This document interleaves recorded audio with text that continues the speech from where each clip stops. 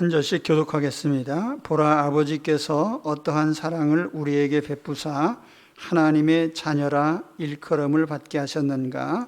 우리가 그러하도다.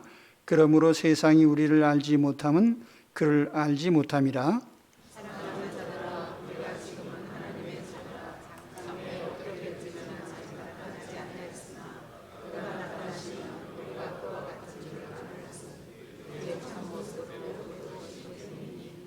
같이 옵니다. 주를 향하여 이 소망을 가진 자마다 그의 깨끗하심과 같이 자기를 깨끗하게 하느니라. 아멘. 우리가 지금은 하나님의 자녀라. 오늘부터는 하나님의 자녀의 신분에 대한 이야기를 나누겠습니다. 우리는 지금 하나님 자녀입니다. 우리가 하나님의 자녀가 된 원인이 무엇일까요? 하나님 자녀로서 우리가 장차 받을 유산은 무엇일까요? 또한 하나님 자녀로서 우리는 현재의 삶에 어떤 것에 주안점을 둬야 할까요? 이런 내용들을 오늘 말씀을 중심으로 함께 나누려고 합니다. 먼저 2절 말씀부터 보겠습니다. 본문을 통해서 첫 번째로 말씀드릴 것은 현재 우리의 신분이죠. 우리는 지금 하나님의 자녀라. 현재 우리의 신분은 하나님 자녀입니다. 지금은이란 단어를 사용한 것은 현재를 강조하는 표현이죠. 주님을 영접하기 전에는 우리는 하나님 자녀가 아니었습니다. 그런데 어느 순간 우리가 예수님을 영접해서 하나님의 자녀가 됐습니다. 그리고 그 하나님의 자녀의 신분은 지금도 계속 유지되고 있습니다. 앞으로도 영원히 유지될 겁니다. 여기 하나님 자녀임을 강조한 것은 단순히 신분을 강조하려는 것이 아니라 하나님 자녀로서 우리가 자긍심을 가지고 또 자존감을 가지고 만족감을 느끼면서 기쁘게 살고 있는가, 이런 점을 말씀하려는 것입니다. 저의 본관은 경주입니다. 제가 어렸을 때 할아버지께서 너는 경순왕의 후손이다, 그런 말씀을 해주셨는데, 할아버지는 초등학교 3학년 때 돌아가셨고 또 아버지는 제가 얼굴을 본 적이 없기 때문에 저는 아버지라는 이름을 불러본 적이 없습니다. 어려서부터 내가 누구의 후손인 것에 대해서 그다지 신경 쓰지 않고 살았죠. 제가 예수님을 영접하고 비로소 아버지라는 단어를 줄줄이 쓰게 됐는데, 그건 주로 하나님을 아버지라고 불러서 하나님 아버지라는 표현을 항상 입에 달고 살고 있습니다. 그러나 하나님 아버지라고 부를 때 내 자신은 하나님 자녀죠. 그리고 이 자녀의 신분에 대한 자존감과 또 자긍심을 가지고 있어야 됩니다. 나는 하나님의 자녀야 라고 하는.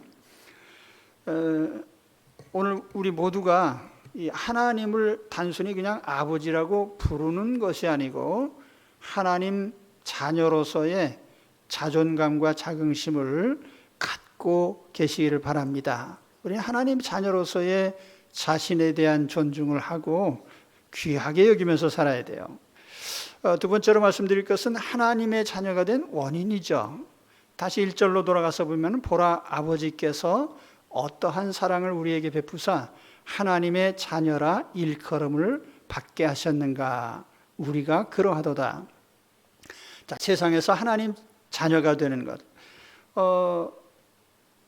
세상 사람들도 자녀가 되는 길은 두 가지죠. 첫째는 출생이죠. 또 하나는 입양입니다. 그런데 출생이든지 입양이든지 그 모든 선택권은 부모에게 있어요. 자녀에게 있는 게 아니에요. 오늘 말씀에 여기 자녀라 일컬음을 받게 하셨는가, 이 자녀라는 단어가 테크나라는 단어인데 주로 출생에 의한 자녀를 의미하는 말입니다. 우리들 중에 누가 내가 아무개집 자손이 되고 싶어서, 누구의 아들, 딸이 되고 싶어서 스스로 선택한 사람은 없어요. 태어나서 보니까 누구의 자녀가 돼 있는 것이죠. 그렇기 때문에 누구의 자녀가 된다는 것은 전적으로 우리 자신의 결정이 아니고 우리 부모의 결정이에요. 우리가 하나님의 자녀가 된 것도 마찬가지입니다.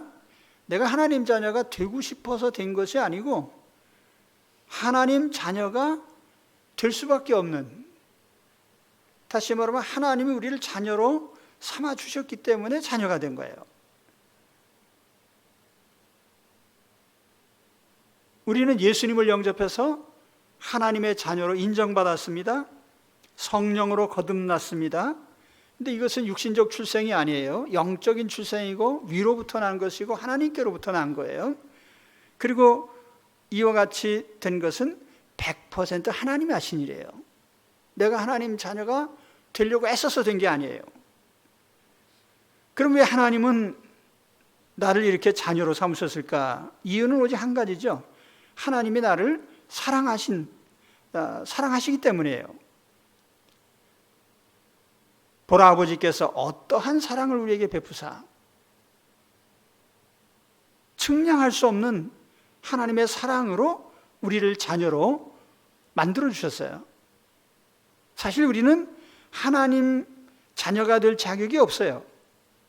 하나님이 만일 우리를 자녀 삼으실 때 우리의 조건을 본다면 우리가 머리가 좋아서 하나님 자녀가 됐습니까? 아니면 착한 행실을 많이 해서 하나님 자녀가 됐습니까? 오히려 그보다는 우리는 하나님을 적대하는 사람들이었습니다. 그러니까 무신론자들, 하나님 없어, 또는 우상숭배자, 하나님 대신 피조물을 섬기고, 때로는 자기 자신을 믿고 사는 교만한 그런 사람들이 우리들이었는데, 그런 사람들을 하나님이 자녀를 삼으셨어요. 정말로 사랑할 조건이 아무것도 없는데 하나님께서 무조건적으로 사랑하셔서 자녀를 삼아주신 겁니다. 얼마 전에 전 남편을 엽기적으로 살해한 여인이 신문에 보도된 바 있습니다. 그런데 그 사건 때문에 그 부모가 변호사를 선임했는데 여러 명의 변호사를 선임을 했어요. 그 사람들이 지탄을 했죠. 저 사람 뭐 잘했다고 변호사를 저렇게 많이 선임하나. 저는 부모의 입장에서 한번 생각해 봤어요. 내 자식이 죄를 져서 사형 선고를 받게 됐다. 그랬을 때 정말 사랑한다면 재산을 털어서라도 살려놓고 싶지 않겠어요? 근데 하나님께서 우리를 사랑하신 사랑이 그런 사랑입니다. 죽어서 지옥으로 떨어질 사람인데 살려내기 위해서 자기 아들의 목숨을 대신 십자가에 죽게 하면서 우리를 살려내셨어요. 그것이 하나님의 사랑입니다. 저는 가끔 내가 하나님을 사랑하셔서 자녀로 선택하신 것이 아니고 하나님이 나를 사랑하셔서 선택하셨다는 점에 대해서 무척 감사하고 있습니다. 만일 나의 사랑에 모든 걸 다 건다면 그러면 낭패죠. 왜냐하면 내가 하나님 사랑합니다고 고백하지만은 내가 하나님 사랑하는 사랑은 수시로 변하거든요. 어느 순간 하나님 사랑합니다 했다가 어느 순간 하나님을 향해서 원망하고 불평하고. 내 사랑은 수시로 변하는데 하나님이 나를 사랑하시는 사랑은 변하지 않아요. 한번 자녀로 택하셨으면 끝까지 사랑하시죠. 얼마나 감사한 일인지 모릅니다. 내가 확신하노니 사망이나 생명이나 천사들이나 권세자들이나 현재일이나 장래일이나 능력이나 높음이나 기품이나 다른 어떤 피조물이라도 우리를 우리 주 그리스도 예수 안에 있는 하나님의 사랑에서 끊을 수 없으리라. 끊을 수 없는 하나님의 사랑으로 우리를 자녀 삼아주신 것에 대해서 감사를 드립니다.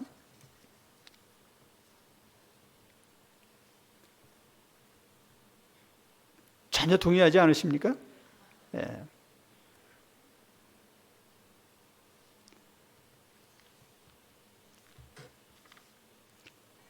세상 사람들, 주님을 믿지 않는 사람들은 우리가 하나님의 자녀된 과정을 전혀 몰라요. 만일 믿지 않는 우리 친구나 동료들에게 나 하나님 자녀야 이렇게 말을 한다고 하면 세상 사람들이 우리를 향해서 뭐라고 하겠습니까? 너 언제 하나님 자녀가 됐어? 너 하나님 자녀가 된 거 누가 봤어? 하나님 자녀가 무슨 실속이 있는 거야?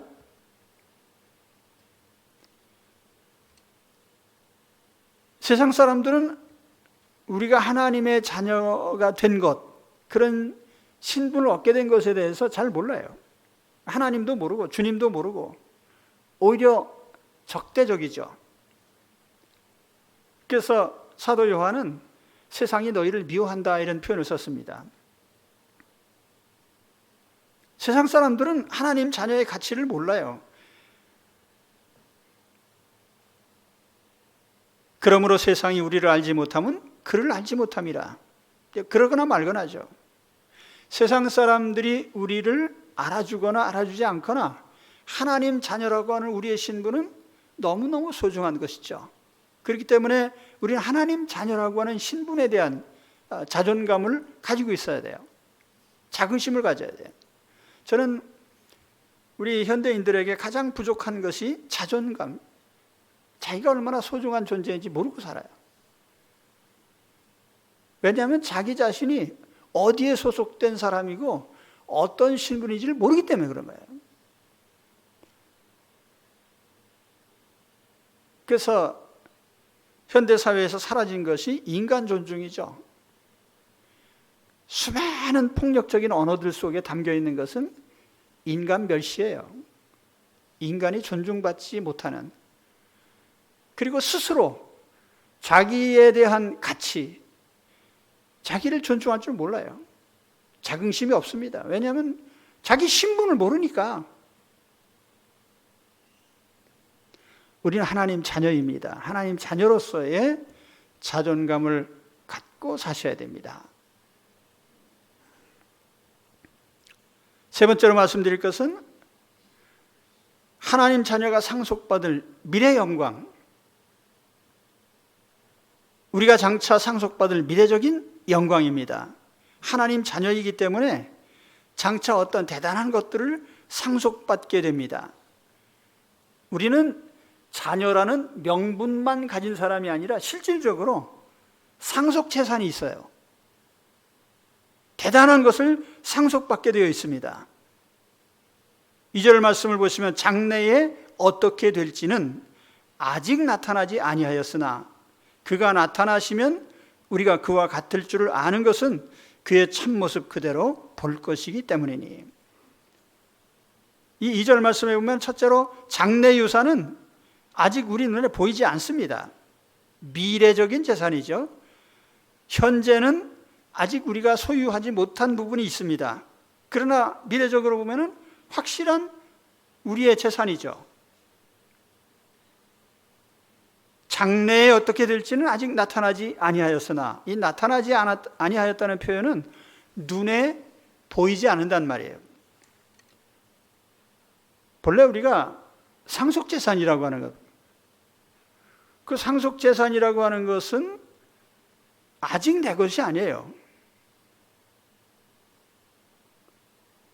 본문에 아직 나타나지 않았다고 하는 것은 영적인 측면에서 말씀하신 우리 주님의 재림과 천국의 유산을 받을 것에 대한 말씀인데,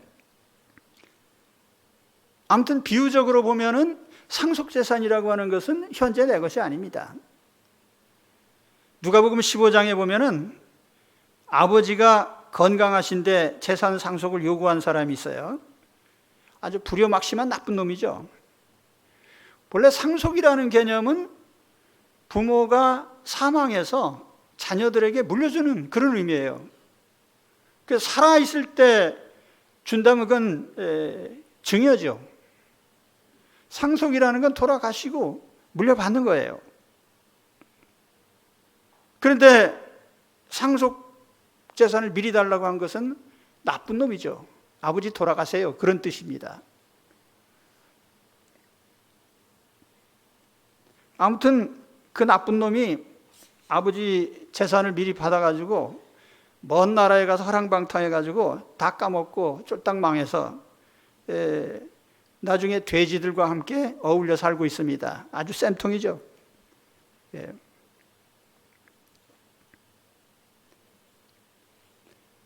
근데 하나님이 그런 사람을 기다리고 기다리다가 되돌아오니까 그 자녀의 신분을 도로 다 회복해 주셨습니다. 그게 아버지의 마음이죠.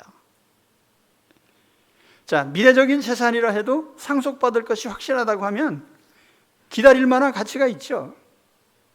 부모가 물려줄 것이 하나도 없고 채무나 물려준다고 하면 기대할 필요가 없어요. 그러나 부모에게 물려받을 재산이 확실히 있고 또 그것이 대단한 것이라고 하면 우리는 충분히 기다릴 만한 것입니다. 우리가 하나님께 받을 우리의 유산이 그래요. 현재 내 눈에 보이지는 않지만은 주님이 다시 나타나시게 될 때에 엄청난 가치와 영광을 우리에게 물려주게 될 것입니다. 사실 우리는 세상에 사는 동안 육신적인 부모님께 물려받을 재산에 너무 과도하게 관심을 두면 안 돼요. 부모님 살아계시는데 저 재산이 장차 내 것이 될 것이다. 기대하고 살면 안 돼요.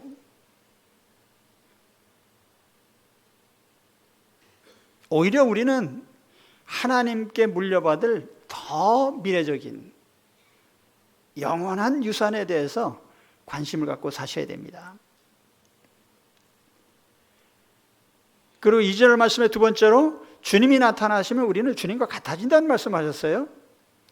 우리가 물려받을 유산은 예수 그리스도께서 가지시고 누리시는 그런 영광스러운 소유들입니다. 그가 나타나시면 우리가 그와 같을 줄을 아는 것은, 주님과 같아진다는 것은 우리가 주님과 똑같은 무슨 신성을 지닌다는 그런 의미는 아니에요. 주님이 왕으로 계시는 천국에서 주님이 가지고 계신 그 영광스러운 모든 삶에 우리가 참여자가 된다는 거죠. 그래서 요한계시록 21장에 보면 이렇게 말씀해요. 또 내가 새 하늘과 새 땅을 보니 처음 하늘과 처음 땅이 없어졌고 바다도 다시 있지 않더라. 또 내가 봄에 거룩한 성 새 예루살렘이 하나님께로부터 하늘에서 내려오니 그 준비한 것이 신부가 남편을 위하여 단장한 것 같더라. 내가 들으니 보좌에서 큰 음성이 나서 이르되 보라, 하나님의 장막이 사람들과 함께 있음에 하나님이 그들과 함께 계시리니 그들은 하나님의 백성이 되고 하나님은 친히 그들과 함께 계셔서 모든 눈물을 그 눈에서 닦아주시니 다시는 사망이 없고 애통하는 것이나 곡하는 것이나 아픈 것이 다시 있지 아니하리니 처음 것들이 다 지나갔음이라라. 이것이 우리가 받을 영광스러운 유산들입니다. 이런 모든 영광을 주신 것은 하나님의 은혜죠. 이 상속이라고 하는 개념은 어떤 면에서 보면 이게 공짜예요. 내가 뭐 노력한 것과도 무관하죠. 그래서 이건 상당히 시혜적인 면이 있습니다. 그 상속이라는 건 어떻게 보면은 하나님의 은혜의 한 단면이에요. 우리가 세상에서도 그렇잖아요. 우리가 부모님의 유산을 상속받는다 그랬을 때 거기 내가 기여한 게 뭐 있습니까? 기여한 바가 좀 있을 수도 있긴 하지만은 대부분은 그냥 부모의 소유를 공짜로 물려받는 거예요. 그래서 그래도 생각해 보면은 국가가 다 가져갈 수도 있어요. 근데 국가가 많은 경우에는 한 절반 정도 가져가고 나머지는 줍니다. 저는 그것도 대단히 큰 은혜라고 생각해요. 자식이 부모의 재산을 물려받는 이유는 딱 한 가지밖에 없어요. 가족관계, 누구의 자식이라고 하는 그 한 가지 때문에 그냥 물려주는 겁니다. 우리가 가끔 뉴스를 보면은 이상한 사람들이 있습니다. 부모 자식 관계를 끊고 살다가 무슨 보험을 탄다든지 뭐가 돈이 생길 것 같으면 나타나요, 불쑥. 근데 참 이상한 것은 법으로도 그걸 인정을 하는 거예요. 이런 의미는 뭘까? 아마 가족관계의 중요성, 그것을 이런 재산 가치보다 더 위에 두는 거죠.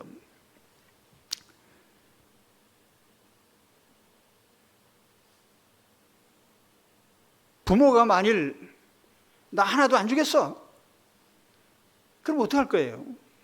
근데 실제로 미국 같은 데서는 부모가 모든 재산을 처분할 권한을 가지고 있습니다. 물론 상속할 수도 있죠.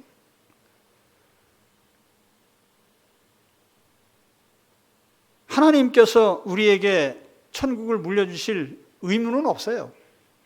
그러나 자녀 삼으시고 상속시켜 주신다고 하니까 이게 얼마나 큰 은혜입니까? 우리는 하나님의 자녀의 명분만 물려받은 게 아니고 하나님 나라를 물려받는 상속자들입니다. 아직도 실감이 나지 않으셔서 덤덤하게들 계시는데 어마어마한 유산을 물려받은 사람들입니다. 알고 사시기 바랍니다. 또 2절 말씀의 세 번째로 우리가 이런 천국의 유산을 물려받은 목적은 영원히 주님과 함께 살도록 하시기 위한 거예요. 그의 참모습 그대로 볼 것이기 때문이니라는 이 표현이 나오는데, 그의 참모습 그대로라는 이 표현은 just as his, 그 모습 그대로, 주님께서 몸을 가지고 오셨을 때 베드로 사도를 비롯한 사도들, 제자들은 예수님의 모습을 봤어요. 육신적으로 오신 예수님, 탄생하신 예수님, 또 사역하시는 예수님, 십자가에 죽으신 예수님. 그런데 그 예수님이 육체적으로 떠났을 때에 육체적으로는 볼 수 없게 됐죠. 그러나 주님이 다시 오실 때에, 천국이 다가올 때에는 주님의 모습이 육신적으로나 영적으로나 똑같이 우리가 보게 될 것이고, 주님의 모습을 있는 그대로 본다는 것은 주님과 함께 살게 된다는 그런 의미입니다.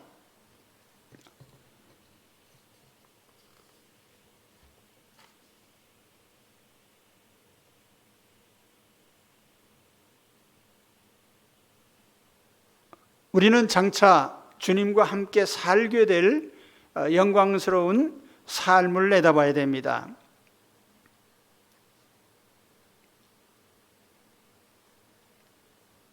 그래서 천국을 상속받는다는 것은 미래적인 것인데 사실 그다지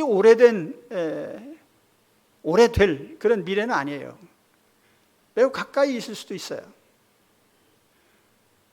사실 우리는 이 세상 살아가는 동안에 한 푼이라도 더 벌고 조금이라도 재산을 늘리려고 애를 씁니다. 또 부모는 자녀들에게 조금이라도 더 물려주려고 애를 쓰고요. 자녀들은 부모의 유산을 더 받으려고 애를 씁니다. 제가 우연히 그 세무상담하는 인터넷 사이트에 보니까 질문이 많아요. 주로 이제 상속 부분에 대해서 자녀들이 한 질문인데, 누나가 더 많이 가지려고 하는데 어떻게 하면 좋습니까?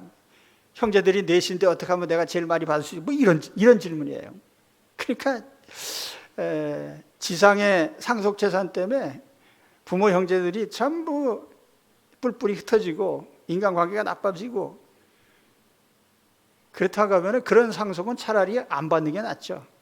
인간관계가 깨질 것이라면. 아까도 말씀드렸잖아요. 상속이라는 개념은 가족관계를 더 우위에 두는, 가족관계의 가치를 존중하기 위한 것인데, 재산 때문에 가족관계가 깨진다고 하면 그게 무슨 의미가 있겠습니까?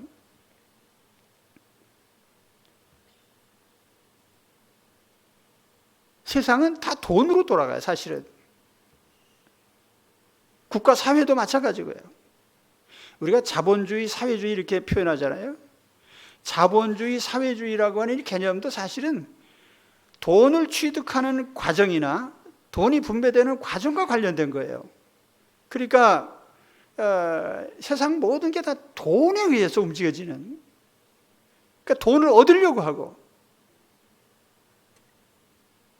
그래서 사실은 돈은 그저 돈일 뿐이에요. 세상 사는 동안에 유용한 수단이죠. 없는 것보다는 100배 낫죠. 그렇지만 돈이 지상 최고는 아니에요. 그거보다 상위에 있는 가치들이 얼마든지 있는데, 우리가 이 세상 살아가는 동안에 돈에 매여 살다 보니까 그 이상의 가치들을 다 잊어버려요. 인간 존중도 없어지고요, 형제 우애도 없어지고, 부모 자식 관계도 없어지고, 모든 것이 깨지고 돈만 남으면 그게 무슨 가치가 있냐 말이에요. 우리는 하나님 자녀들입니다. 적어도 우리는 돈 이상의 가치들을 알고 있는 사람들이에요.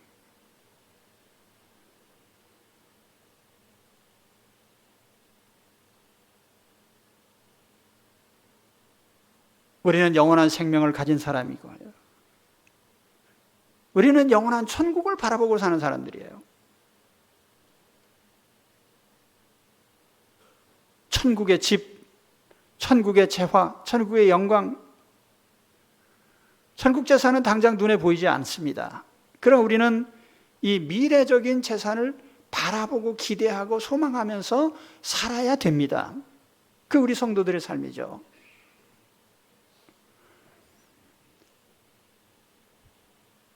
부모 재산에는 관심을 끄시고 천국 재산에 관심을 가지시기를 주님의 이름으로 축원합니다. 속으로 그래도 좀 받아야지. 사실 지상의 삶이라는 거 얼마 안 됐어요. 얼마 남지 않았어요. 기억하셔야 돼요.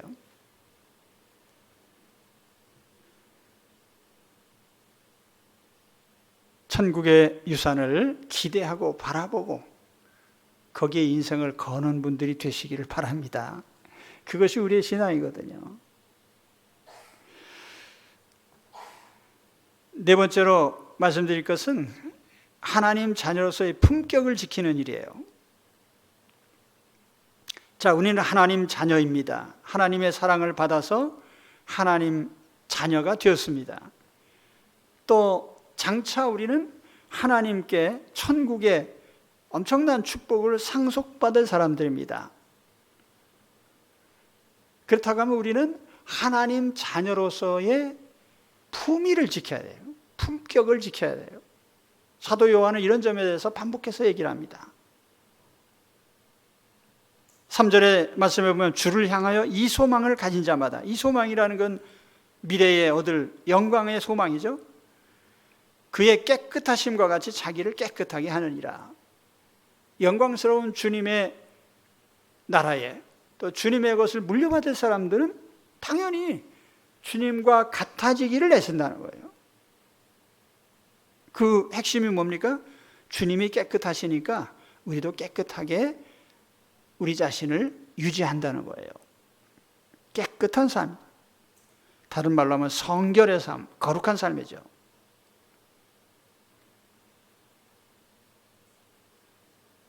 앞서 말씀드린 것처럼 저의 본관은 경주입니다. 할아버지께서 어렸을 때, 야, 우리 조상님은 신라의 임금님이셨던 경순왕이야. 나중에 알고 보니까 신라를 고려에 바친 분이더라고요.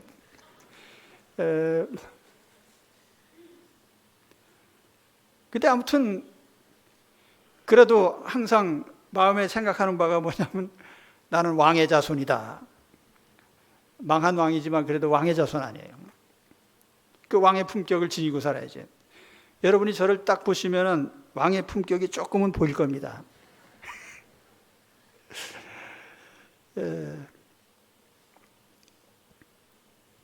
사실 우리가 부모에게 물려받는 것은 재산만이 아니에요. 제일 중요한 게 뭐예요? 유전자 물려받았잖아요. 부모의 유전자. 유전자 속에는 부모의 형질이 고스란히 다 전달이 됩니다.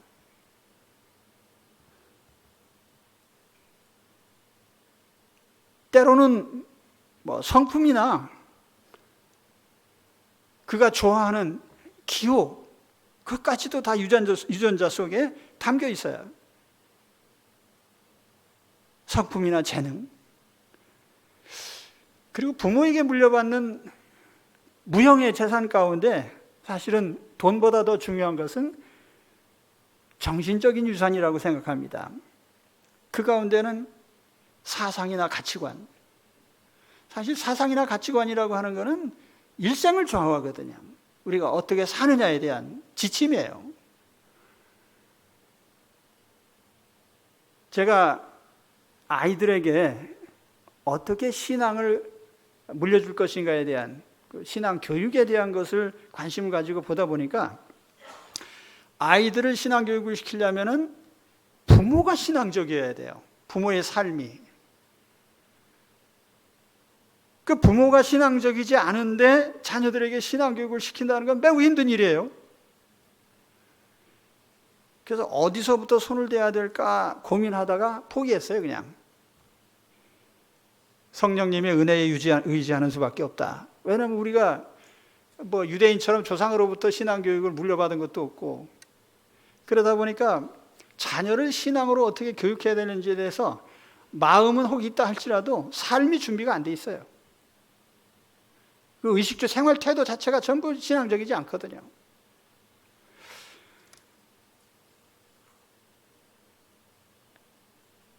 아무튼 우리는 하나님 자녀입니다. 그러니까 하나님 자녀로서의 내면적인 품격을 물려받은 사람들이거든요. 예수님을 영접하면 우리 속에 성령이 와 계셔요. 성령님이 와 계셔서 우리를 하나님의 의로운 삶으로 인도를 하십니다. 우리의 품격을 고쳐가시는 거예요. 그렇기 때문에 하나님의 자녀가 명분만 하나님 자녀가 아닌 교회에만 출석하는 그런 교인이 아니라 하나님의 자녀다운 내면적인 품성과 품격을 가져야 돼요. 그 깨끗한 삶이죠. 어떻게 보면 우리가 내세 받을 영광도 천국의 유산도 소중하긴 하지만 현세에 받은 축복도 큰 거예요. 그 축복이 뭐냐면 바로 성령이 우리 안에 와 계셔서 하나님 자녀의 품격을 주신 거예요. 그 하나님 자녀의 품격을 나타내는 분들이 되셔야 됩니다.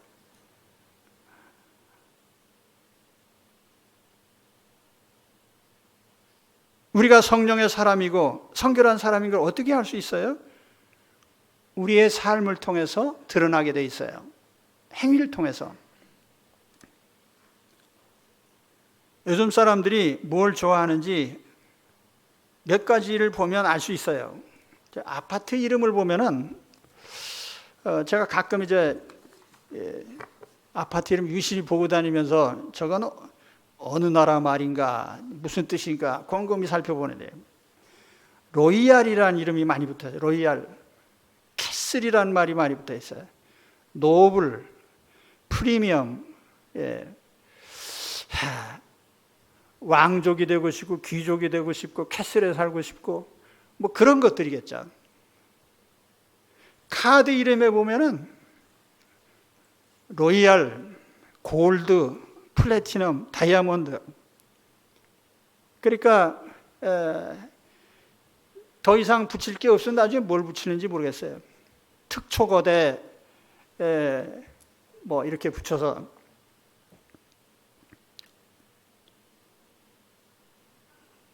근데 문제는 고상한 이름이 붙은 집에 산다고 해서 그 안에 사는 사람도 고상한 것은 아니라는 점이죠.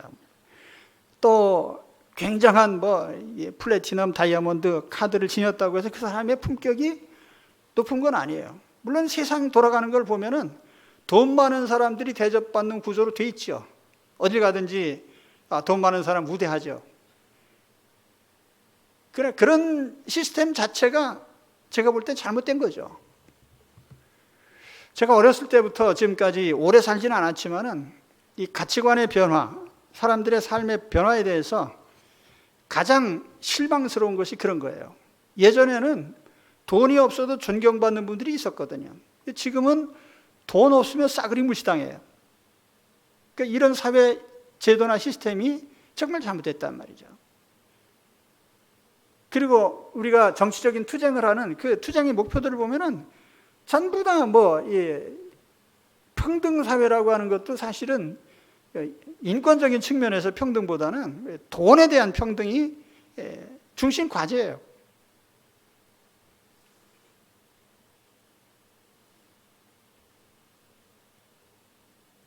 사람의 품격은 로얄이니 노블이니 프리미엄이니 이런 거 갖다 붙였다고 해서 그 사람의 품격이 결정되는 건 아니에요. 사람의 품격은 행실에서 나옵니다. 그리고 그 행실은 올바른 마음에서 나오는 거예요. 바른 사상과 바른 가치관을 소유하고 있어야 됩니다. 하나님의 자녀들의 마음속엔 성령이 거주하셔요. 그렇기 때문에 그 성령께서 주시는 그 행동을 하는 사람이 하나님의 품격을 나타내는 사람이죠. 그런 사람이 성결한 삶을 살게 되는 것입니다. 그래서 저는 이런 좋은 이름 가지고 있는 집에 살고 좋은 카드를 가지고 살면서 거기에 못 미치는 인격들을 볼 때에는 항상 이런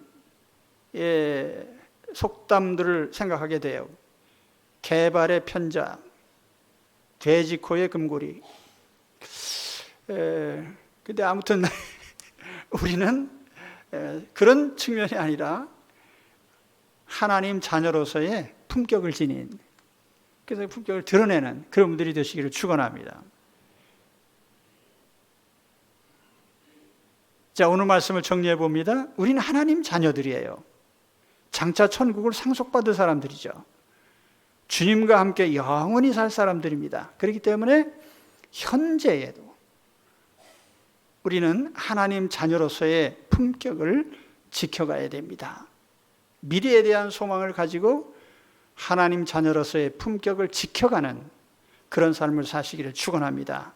그것이 사도 요한이 오늘 우리에게 권면하고 우리에게 말씀하는 내용들이에요. 아무리 세상이 혼탁해도 하나님 자녀의 보석과 같은 그 삶의 모습들이 언제나 간직되는 우리 성도들이 되시기를 축원합니다. 기도하겠습니다.